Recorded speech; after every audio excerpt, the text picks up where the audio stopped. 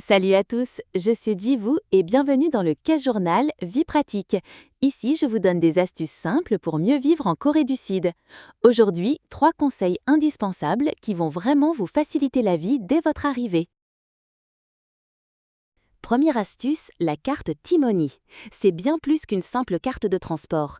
Vous pouvez l'utiliser dans le métro, les bus, les taxis et même pour régler vos achats dans les supérettes, Pyeongjum en coréen ou certains cafés. Elle coûte environ 3000 wons et vous pouvez l'acheter et la recharger facilement dans les supérettes, aux bornes des stations de métro ou même à votre arrivée à l'aéroport. Petite précision, la recharge se fait presque toujours en cash. Les applications comme Kakao Pay ou Naver Pay permettent de recharger, mais uniquement si vous avez un compte bancaire coréen. Donc dans la pratique, pour les voyageurs ou nouveaux expats, prévoyez de l'argent liquide pour la recharge. Et surtout, dans le bus, pensez à valider à l'entrée et à la sortie. Cela permet de calculer le bon tarif et d'activer les réductions sur les correspondances. Bref, une seule carte et vous êtes prêt à vous déplacer partout sans stress. Deuxième astuce, installez les applications indispensables. KakaoTalk est incontournable.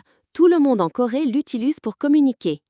Papago, l'application de traduction développée par Never, est souvent plus fiable que Google Translate pour le coréen et permet aussi de traduire du texte en photo, très utile dans les restaurants.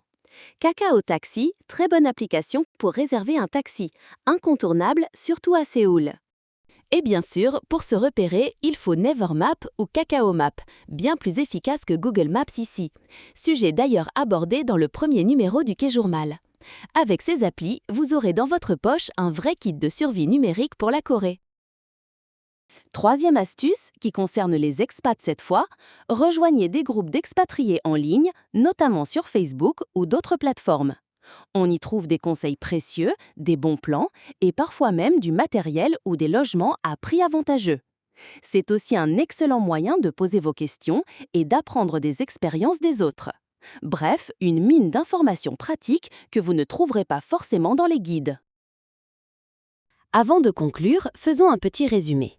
Pour les voyageurs de passage, la carte T-Money, rechargeable en cash, est indispensable pour tous vos déplacements. Les applications comme Papago pour les traductions, Never Map ou Kakao Map pour vous repérer et Kakao Taxi pour réserver un taxi, notamment à Séoul. Pour les expatriés, pensez, en plus, à rejoindre des groupes d'expatriés en ligne et à vous inscrire sur KakaoTalk pour pouvoir chatter avec vos amis coréens. Voilà pour aujourd'hui, 3 astuces simples mais vraiment utiles pour mieux vivre en Corée du Sud. Dans le K-Journal Vie pratique, je continuerai à partager avec vous des conseils concrets, qu'il s'agisse de transport, d'alimentation, de logement ou même de démarches administratives. Si cette vidéo vous a aidé, pensez à mettre un like, à vous abonner et à activer la cloche pour ne rien manquer. Et n'hésitez pas à partager vos propres astuces en commentaire, ça aidera toute la communauté.